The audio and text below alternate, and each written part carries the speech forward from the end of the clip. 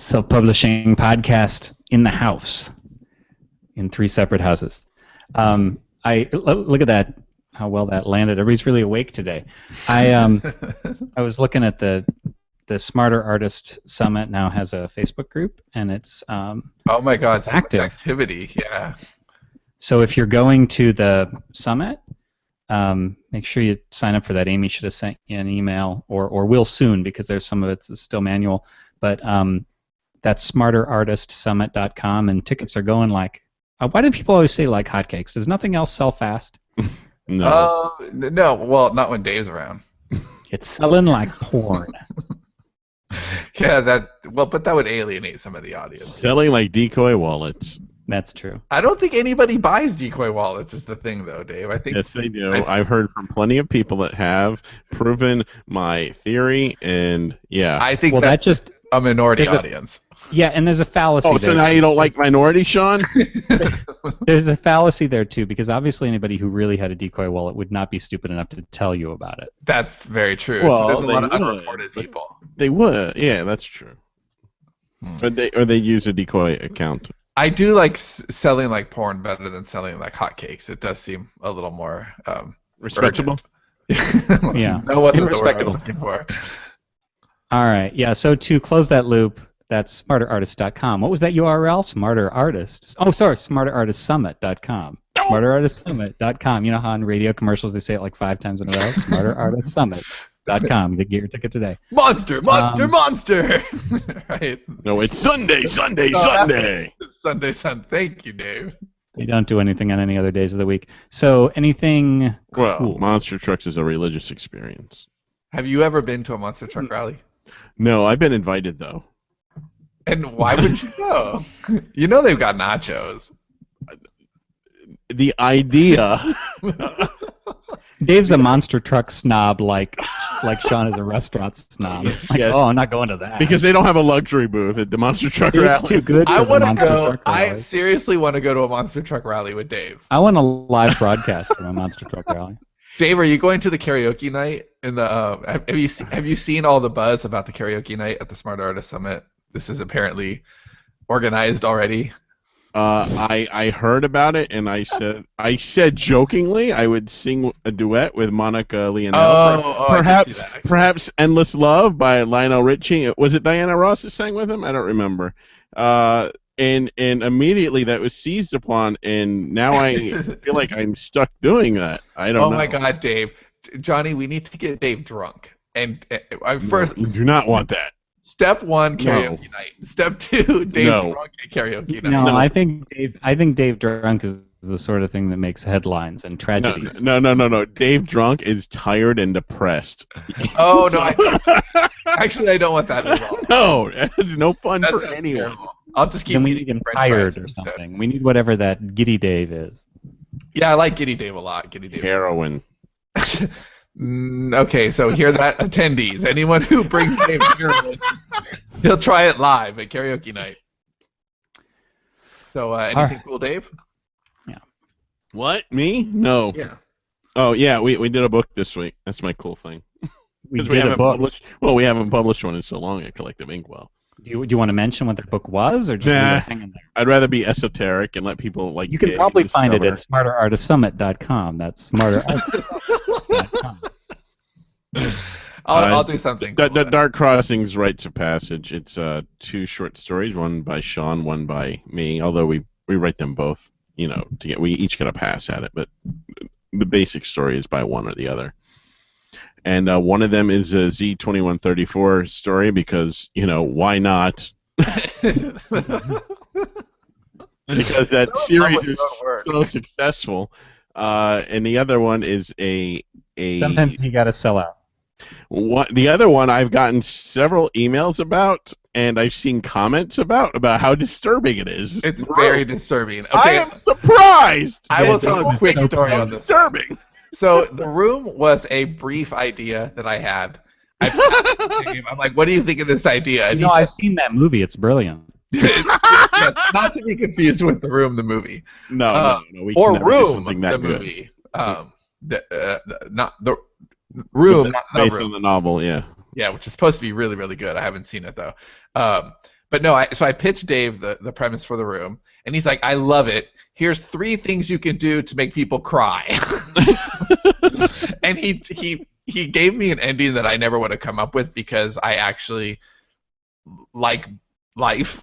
And so he did a Dave thing to make it just horrible and wretched. And I'm like, well, this is pretty awesome. This is very It's a memorable ending. No, it's a very memorable ending. And so we wrote it with that ending.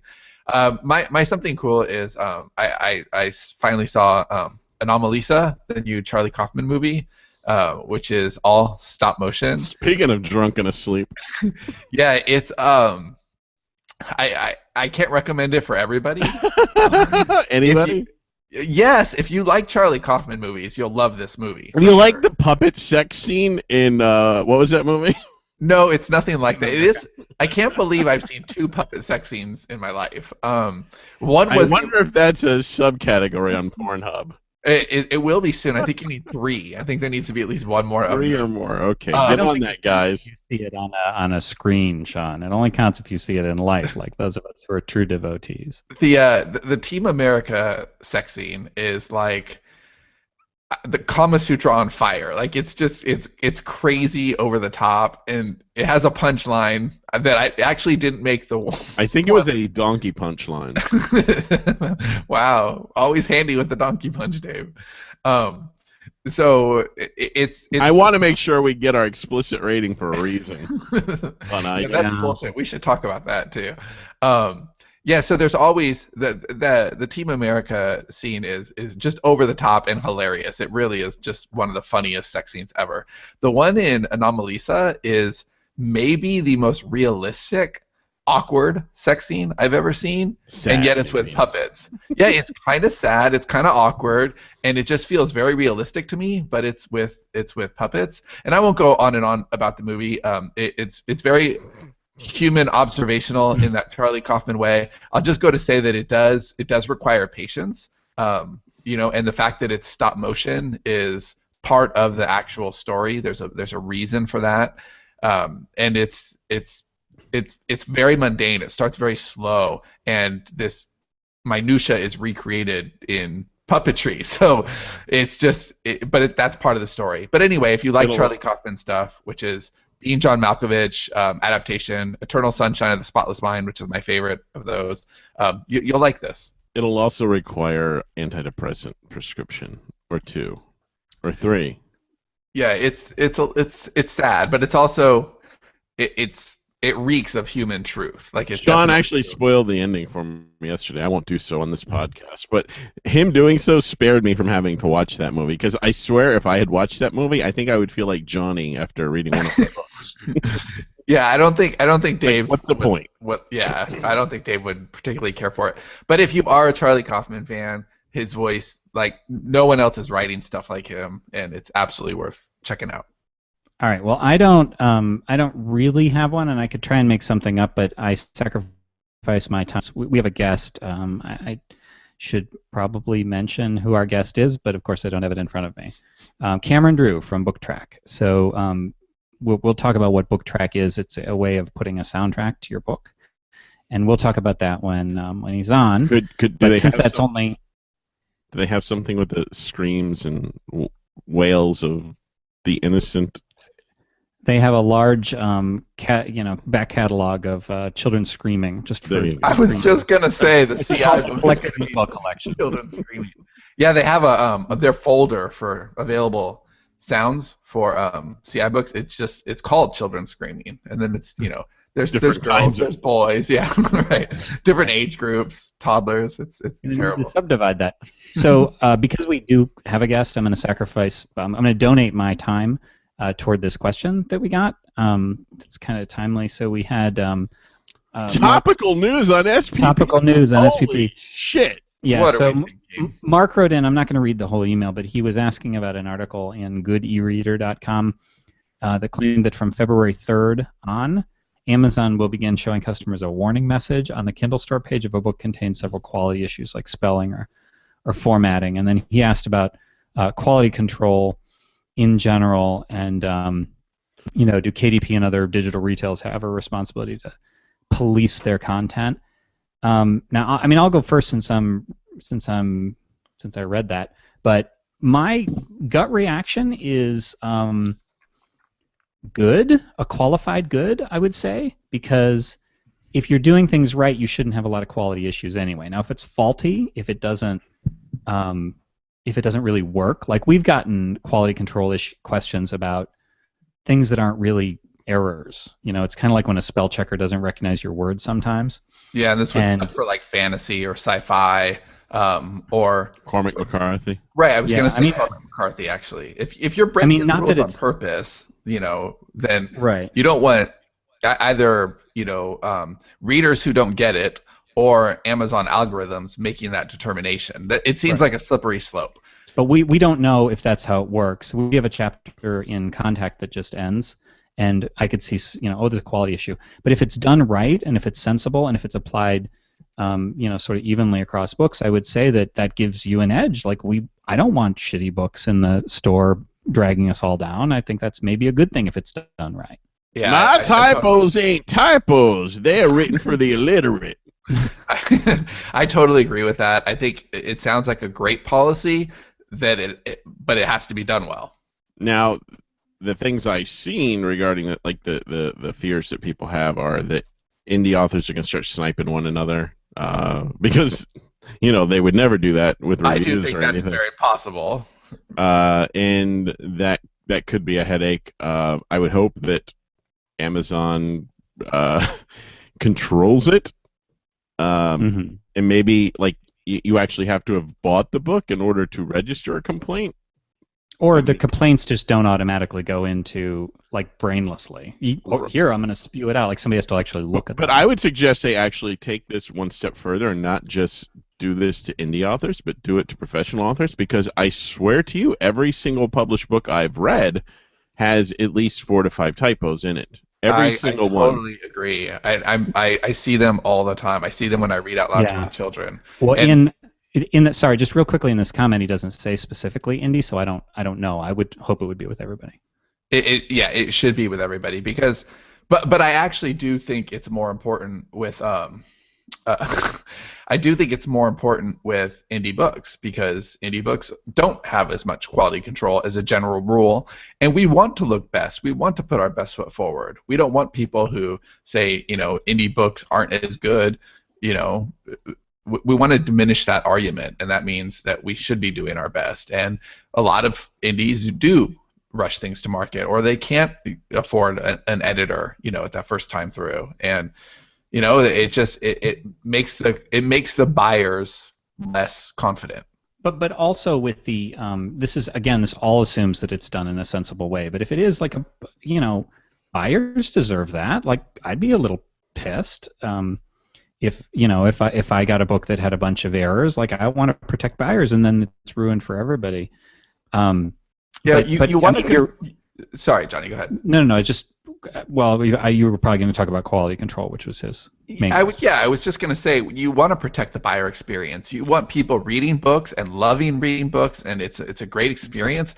And think, if somebody's out there adventurous enough to try indie books, and they're a fan, they want to do that, and 5 or 6 books in a row are just riddled with typos, and they just give up. They're like, you know what? I tried, but I don't want to do it anymore. All those naysayers are right. Right, and then they just go back to traditional. You know, then we all lose. They go back to $12.99 books. Anything, I think, that it creates a quality. You know, anything that promotes everything overall being better is something that we absolutely want to do. Support.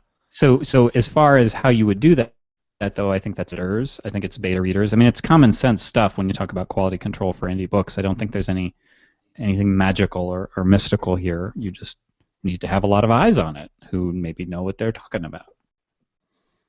That's the sort of thing they would look at, right? It would be like, what else would this story sucks? Like, that's a warning they give you. Yeah, it would have to be mechanical. No, yeah, the examples that I got, you know, in that article were like, double words. They were very obvious. You know, they were obvious, and you know, we've had notices like that before, and it's actually helpful. You take care of it and re-upload the new thing. But we've also had notices where they weren't mistakes. They were they were intentional things that we have done, and we don't want those things corrected. You can say that. You can respond like, these aren't errors. You can do that. Well, right, but then they better take the warning down. That's right. The thing. If you're doing something intentional, then it's not up to them to put a warning. That's the slippery slope that I don't like. Well, in an ideal world, and again, no idea what they're going to do, but I would think you would register, a quality issue. Somebody would do that, and then it would go to somebody, and they'd evaluate whether it was. Then the author would be contacted, and then you would get to respond before it would become a warning. I would hope it wouldn't become a warning before you got to even respond. Guilty before innocent. That definitely seems fair. But sometimes people can't afford editors, and the bigger problem that I see is being unable to afford book covers. So usually you just don't even put a cover on your book, and that's all there is to it. So there's nothing that can be done. There should be a warning for bad book covers. And the thing is, you don't have to have a bad cover. You don't have to. No, you do. There are many cases where you have to. Really, I wasn't aware of that, but yeah, I imagine there's some places where that's a law, and people are marginalized and they are shoved into these ghettos where they're forced to use bad book covers because it is a big social problem. The regime in charge, keeps you. But here in America, and most of our listening audience in other parts of the world, there is a thing called freedom. And you can exercise. I joined a sponsorship organization to help out artists in other countries who can't afford book covers. It's just like 70 cents a day. Sarah McLachlan's song playing in the background. Yeah. Won't you help? But there's this thing called freedom, and we have the freedom to get great book covers. And where do we go for that? 99 Designs. 99 Designs. Hold on, it sounds familiar. /SPP. I know. I tell you this every week, Johnny, and I know you're getting old, and your IQ's 1 point lower than ours, so you don't. I lose a point every year. Yeah, and I'm going to turn 40 soon. It's terrible. And that is why we do this show, and say this every week to remind you, Johnny, that 99 Designs has book cover designers waiting to give you a professional book cover. See, you don't have to look. Even if the inside of your book is crap, you don't have to look like crap. You can look great. And this really is a public service. I think that they're considering a PBS special about it. It's a very special episode where, very special episode of Blossom, where Blossom's friend can't get a book cover and is ostracized. On PBS, it would have to be Elmo. I don't think Blossom would be on PBS. Well, I don't know. I'm mixing my metaphors here. Hey, you know you get a book cover! No, did you know Cameron had joined us right in the middle of that screech. Did you know Sesame Street has moved to HBO? Excuse me, Sean. Hold on. So to start your custom design, go to 99designs.com/SPP. If you use the link, you get the free power pack upgrade, valued at $99, which gets you more designer time and attention. I haven't said the stat in a while. They say on average 185% of what you would normally get. So 99designs.com/SPP for all of your screeching Elmo on HBO needs. I'm waiting for support a poor indie. I'm waiting for the Sesame Street Deadwood crossover. Hey, cocksuckers! The girls one is pretty good. Oh, please say you'll do that the whole time together in Austin for the summer. Yeah, your Elmo might be the worst I've ever heard. Well, you do it better then. Go ahead. What did Sean try to do, like a Mickey Mouse or something once that was the subject of much?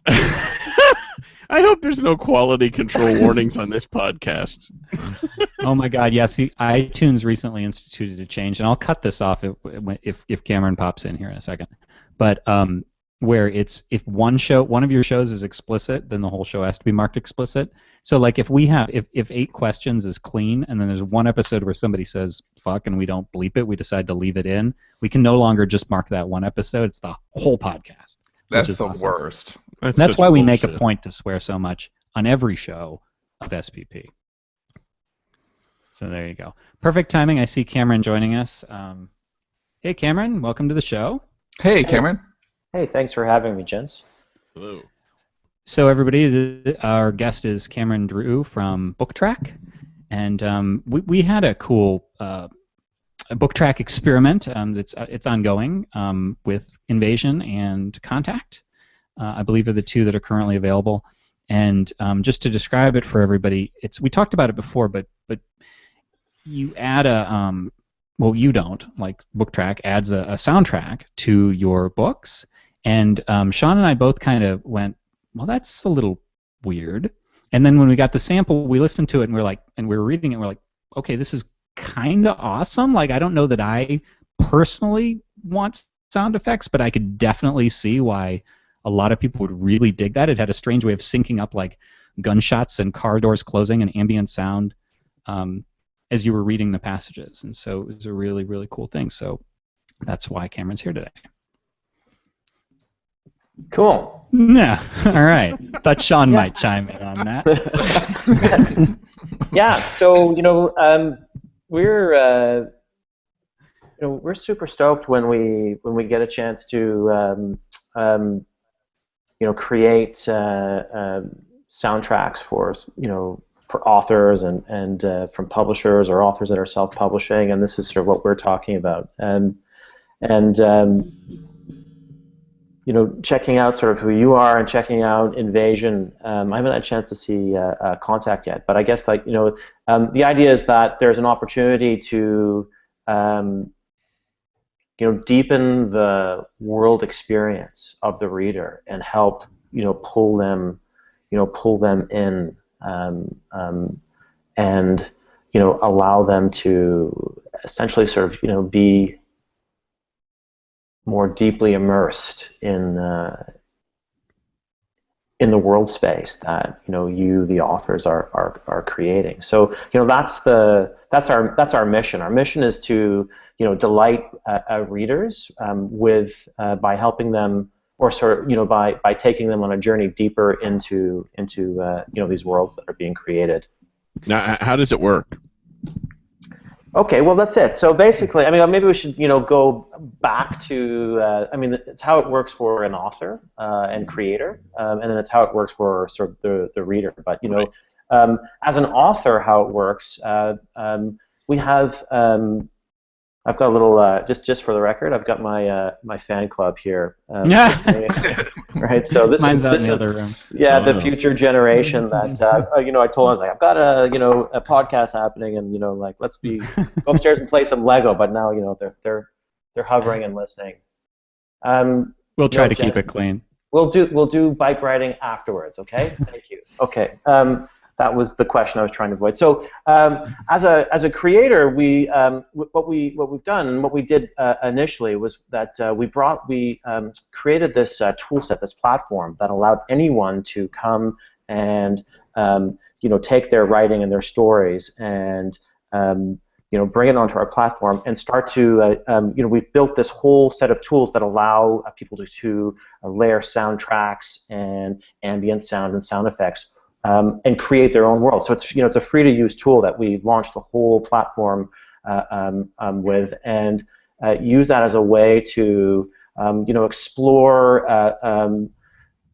people's feelings about this type of experience. And we discovered that there was a whole lot of love for it, and that there was people were fascinated and really quite sort of delighted by their ability to again sort of help them realize this extra sensory layer of these worlds that we were creating. So it's based upon, it's like a web platform. So you have access to the internet, and you can sort of you've got a Word document, you can dump it straight in, and then really just by using your mouse you can highlight particular sections of text and jump into our sound library. So we've got something like 35,000 different audio files that we make available for free to use in the platform, and they are a mixture of music, compositions of a whole range of different styles, anywhere from country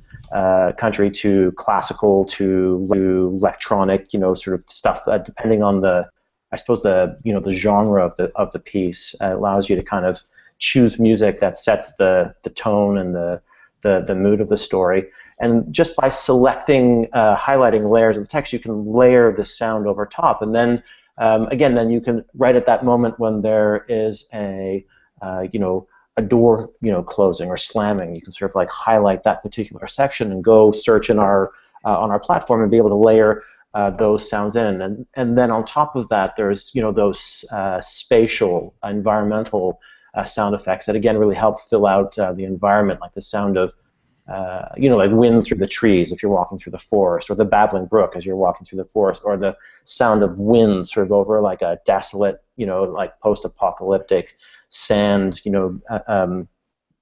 sandy, world of Dune. Dune. I was thinking Dune, like I'm in the Dune, but exactly that. So we have this ability for all creators, anyone, to come and begin to explore and do these things. We also, sorry, go ahead. Can you layer the sounds? Like if you have like a scene where somebody's walking through the woods and then you hear a gunshot, the woods don't stop, and then a gunshot, then the woods would continue, right? And you can layer them. Oh, you can have multiple layers. And what's really interesting about the tech and what we've done is that what it is it's a sort of how am I to describe this? It's the way that the sound works within the time with the story is that it's not finite, so it lingers while you're lingering. It stretches. It's looped. Can stretch. There's some looping, but also there's some other sort of like magic underneath the hood that just allows it to maintain a seamlessness, but at the same time it's synced to the speed of your reading, so you're not rushing, you're not trying to keep up to the to like watch the slider, sort of like like, oh my gosh, got to keep reading faster and faster. It sinks into how your personal sort of reading speeds and follows your swipe speed, and also gives you an opportunity to sort of dial the speed up and down. But the sound never ends. You can hold at the end of a page and just kind of like hear. I've found myself many times when I'm reading, I kind of get to the end of a chapter or I get to the end of a scene, and I find myself just sort of not leaving that space and letting it's kind of like feeling it and listening to the music as it lingers, and then I move forward, and it does that in a really sort of seamless way. I do that like with video games. Like if there's like a scene where there's like a nice rainy sound, I'll just stay in that like part of it and I'll wait because I like enjoy the sound of rain. Right. So it's this idea of immersion that I think that has been around for quite some time, and certainly is a part of like a lot of the old medias, but particularly more recently in the video game worlds that seem to get more and more complex. But sound really plays this essential. Has this essential sort of role in delivering information, but information that again just sort of helps fill out the world space. So I think that's a big part of what we're trying to accomplish. So those tools are available to anyone, which is fantastic. We also, in the experience that you guys have gone through, is that we also have our own professional composers and studios where we'll go and create book tracks for selected authors and publishers that we're working with to try to make the best book track experiences possible. So there's this sandbox and this area that people can go and sort of play and sort of understand the tools, and they're really very easy to use and with just a little bit of investigation and then exploration, we've seen some people make some really incredible book tracks. But we also have our experts, and our experts that are able to sort of know sort of the depth of our catalogs and our music that we can jump into and layer into scenes as we sort of make our way through the story and the narratives. Now, Go ahead, Sean. What's the Yeah, what's the learning curve on something like this? Because I mean, for me, I could see this as being something. Oh, I'm interested in that. I want to try that. That seems like a fun experiment. And then I get into it, and there's all these sound libraries, and I've never done anything like this before. And I should be writing my next book, but this seems like a really fun diversion. So, what's the learning curve? How do you avoid getting lost? And probably more importantly, even if you can figure it out, if you're not you know, an oral thinker, how do you make sure that you're delivering a quality experience, right? It's like anybody can publish, so everybody does, but some people maybe shouldn't. Yeah, you know, I totally get it, and in the same way that you know, many times you know the advice to give to the self-published, you know, an independent author community is that you know there are reasons why there are people who focus on, you know, editing and sort of being really good at that. You know, sometimes it's important to, you know, go to those professionals or experts just to, you know, help with the process. The learning curve, though, if we were just to sort of, if you just wanted to jump, it's actually really very easy. It doesn't necessarily mean that you'll become. I mean, sound production. There are people that's their, you know, they've made that their craft. So there certainly is. You get something for working directly with us and some of our professionals. We've put a whole bunch of tutorials and videos online, you know, where our like in-house experts have, you know, put forward their ideas about what, you know, what makes a great book track, or just how to use the tools very simply. But it's really sort of what really impressed me when I, you know, was first checking out BookTrack back. I first discovered BookTrack when I was back working with Kobo, because we were, you know, all started, you know, in similar time frames, and we're sort of like looking at it. And that's when I first met the founders, the Cameron brothers. No relation. There's a joke that you have to have a Cameron in your name to work at the company, but it's like a word processor for layering sound. Again, it's as easy as, you know, just highlighting that you drop your text into the word editor, and then you just highlight the sections, and you jump in and you quickly search for sounds. But you can get lost, and it could take you out of it could sort of distract you from maybe what you need to be focusing on if you've got a deadline, or if there's something that you're wanting to produce. But it certainly helps you begin to explore the possibility and the potential of again, deepening the world space for your fans and the people that you're trying to reach. And I mean, we've managed to put together. It costs us about $1,500 for us to produce a book track. So we've managed to you know, put together some economies of scale to, you know, and our, you know, we've got a bunch of great studios that we work with. So that's, you know, what it costs to work with us. So you know, you can kind of weigh up your time and sort of decide if it's something you want to explore or yourself, or if it's something that you'd like for us to work on yourself. But you know, again, anyone can jump in and play.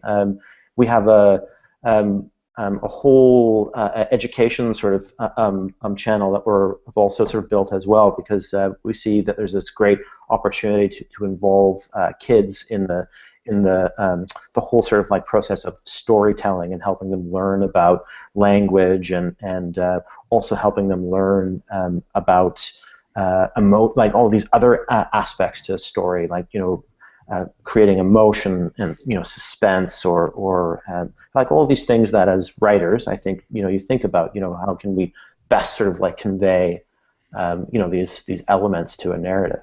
That sounds interesting.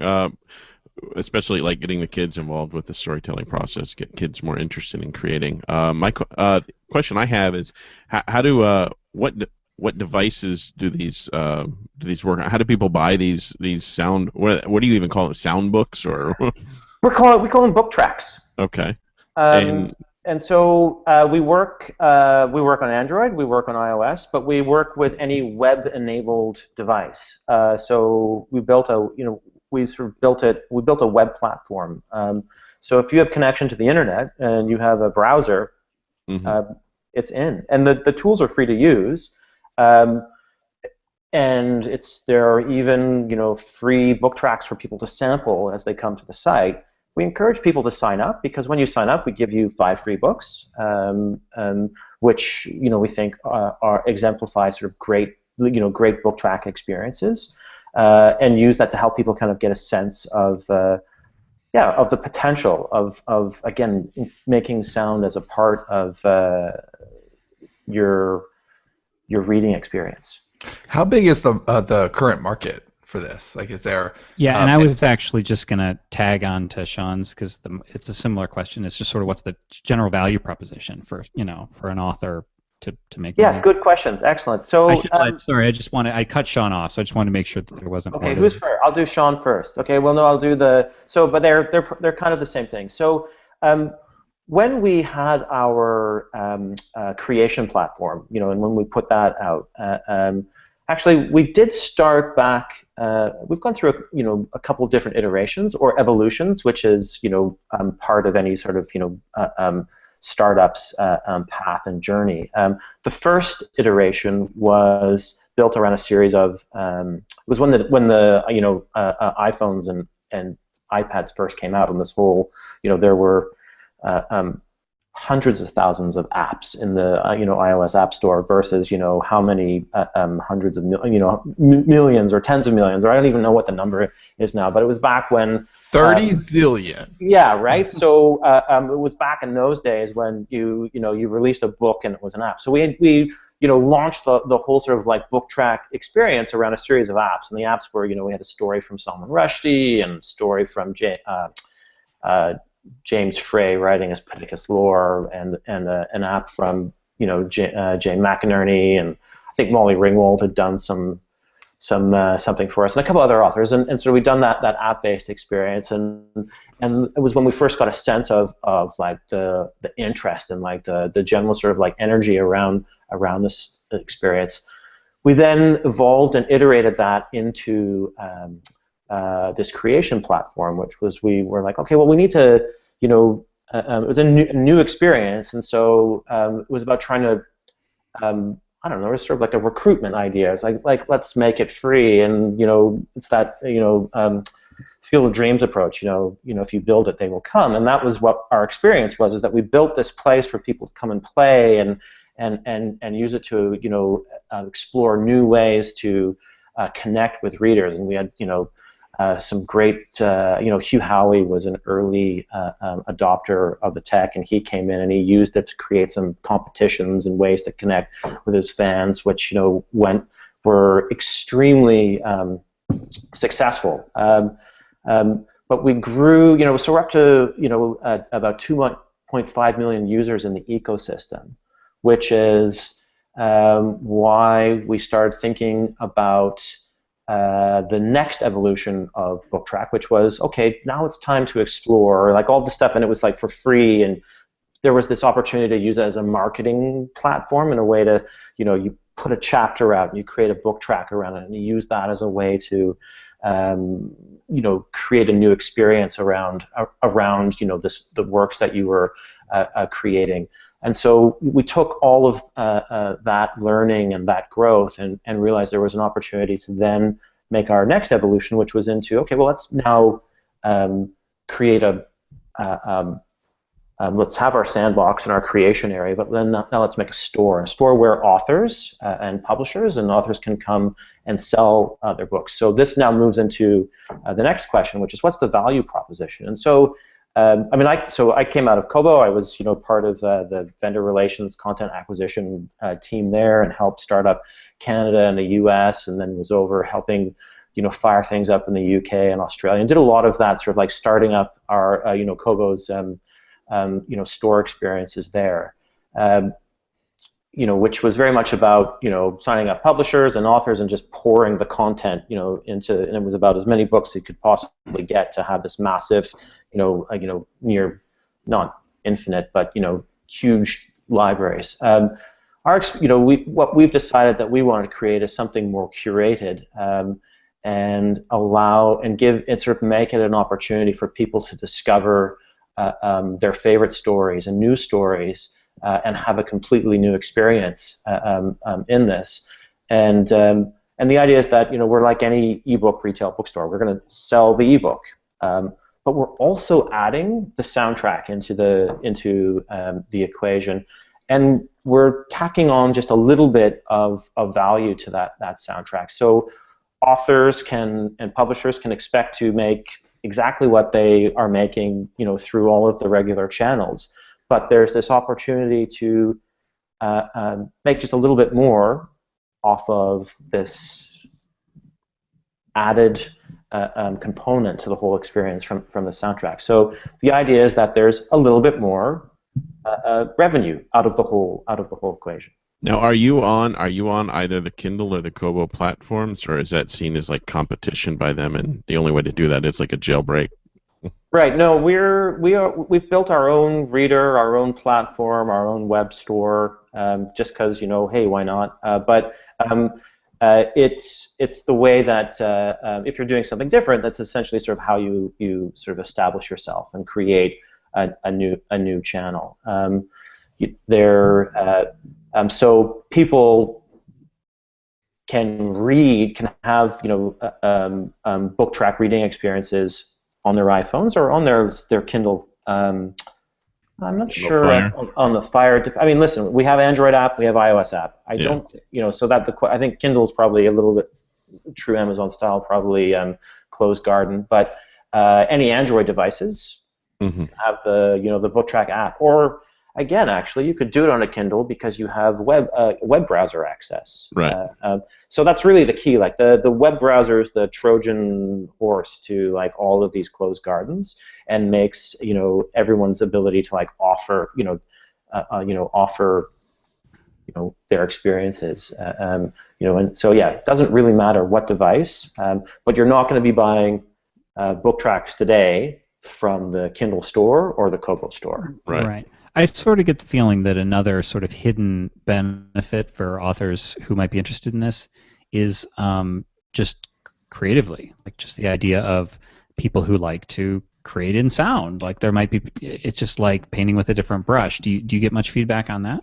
Yeah, I have. There's this like amazing crossover between authors and musicians. This is what I've discovered. Because as much as we're off like talking to authors, we're also talking to musicians and artists in that space, because we think there's an opportunity to cross-pollinate these two worlds. But seemingly there's this creative. There's people who are creative, and they're kind of they have thoughts about it. They also play music, or they compose, or at the very least, people have a lot of opinions about the music that they like, or authors have, here's the music I was listening to, or here's the music that I imagined to be, playing while, and certainly, the type of titles and stories that we're looking for are very cinematic on some level, and people are already thinking. Many times authors are thinking about the cinematic future of their stories. Whether they're visualizing the film or and so sound. I find a lot of times people have already been thinking about sound, so it's not so far of that far of a stretch. Yeah, it's something I could easily get lost in. I would love to design something like that. Question I have is, how do you determine reading speeds? Like, let's say you have a scene where the beginning of the page, somebody's about to walk into a room, then they go into a room, then there's a gunshot. Well, when you flip to the next page, you don't want the gunshot before the person walks to the door. How do you figure that out? Yeah. That's really important, because you don't want the gunshot before the gunshot happens, or like, oh my God, there's a gunshot coming. I didn't read that. What the? Yeah. So that's part of the magic.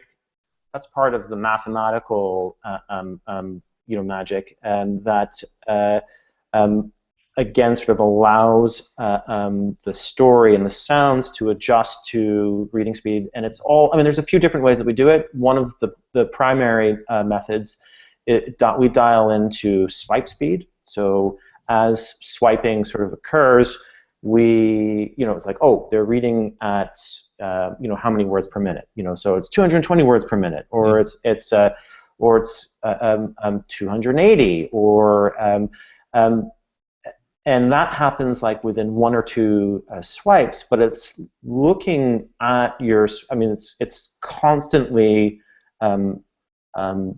reading swipe speeds, because I've discovered, again, as I start to think about this, because it was, just sort of, it was a new way to think about it, and then I realized that, reading speeds are not homogeneous. It's kind of like it's like, I imagine it's sort of like running, like you're in your heart rate. It changes, and evolves and moves up and down. Or I realize, oh, I'm reading a little bit faster in this scene. When something's a little bit more tense, you can find you're moving a little more quickly. So we're doing our best to dial in with each swipe to just make sure we're where we need to be. There's also an opportunity for the user to adjust speeds, so you can, just put your finger on a word and it'll sync there, or we have little toggles up and down. But I mean, in the end, the way our tech works is that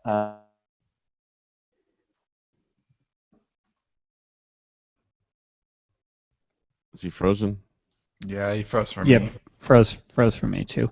Well, while we're waiting to see because my guess is the Hangout's going to kick him off and he's going to have to rejoin. So I'll just say that either that or he's speaking hasn't noticed that he's gotten kicked off. That happens too. If one of you guys are on the group email, could you just reply to him while I'm giving this? Oh, you're back. You're back. I'm back.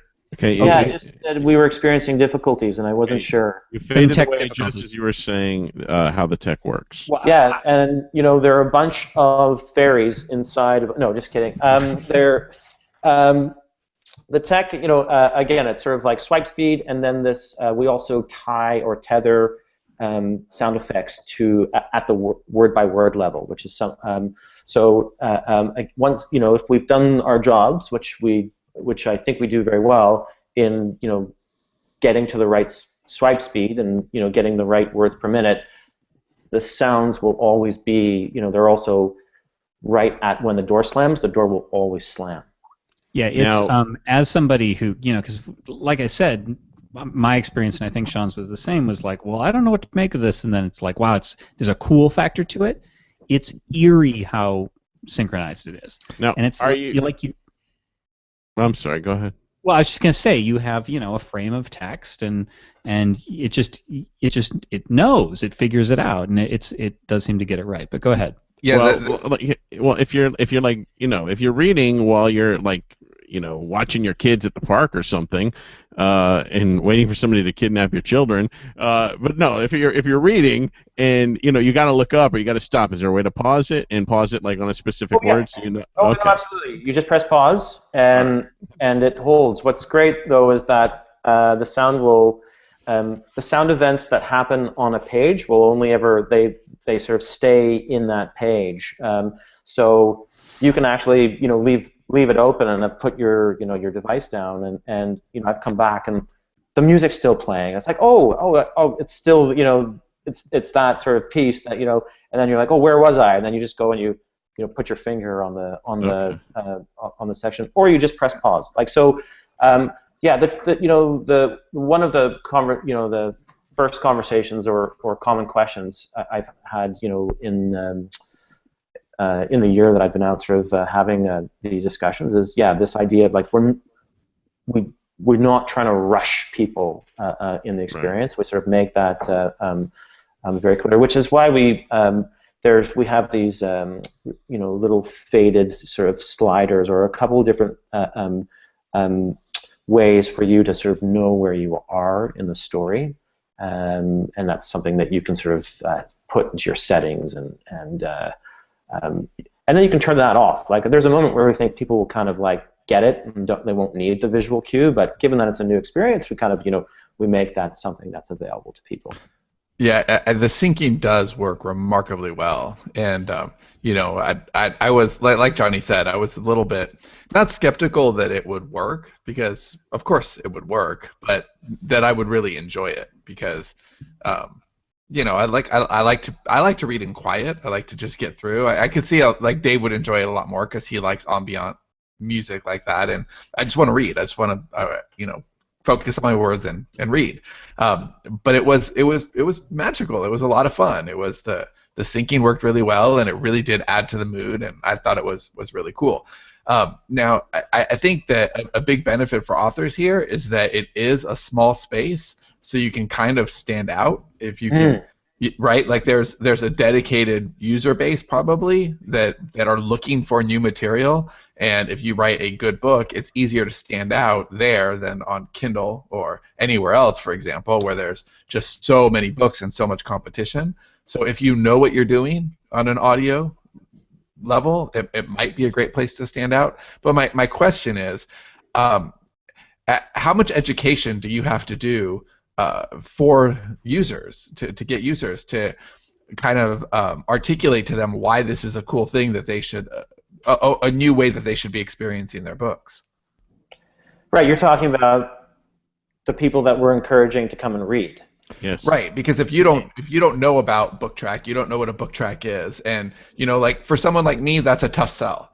I did enjoy it, right? But how do you convince me? So we're like this net new experience, and how are we reaching out to audiences and making them aware of this this crazy new thing that we're doing? I see the argument for authors, but what's the argument for readers? Now it's about the readers. So that's actually why I convinced my ex-colleague Liz Rideout, who I worked with at Kobo, and she ran marketing for ages, to come join our team, which was so we with her experience, and we've got a marketing team of 4. Is it 4 now? Yeah, it's 4 of us. So we've taken a lot of the ideas and the things that we've learned from our days in sort of the Wild West days of the ebook world, and sort of you have used those to reach out to this audience that we're seeking to connect with, and it's a lot of these kind of like digital tools and called sort of like the quiver that they carry around for ways to connect and just make people aware of the experience. So the first thing really is you just need to, the first thing we do is we have a really great video which gives people very clearly a sense of what the experience is, which is it's about and I get that idea about some people just thinking like reading is a very quiet experience for them, and that's fine. We're not to each their own. I think that we live in a very sort of busy and noisy world, and the whole concept of the BookTrack came out of co-founder was on a ferry commuting to work, and because it was so loud and so noisy, and he was happened to have he was put his Walkman, his headphones on, and then there was this perfect synchronicity between what he was reading and what he was listening to, and was just kind of like thought for him. I was like, whoa, that's I never really thought about that. It was perfect, and I wonder if that's something that people do. And then looked up and saw a whole bunch of people reading and with headphones on, and then thought, wow, it's really strange that we sort of read but then play all this like non-contextual music. What would happen if we actually even layered in a music that made sense to the experience? So when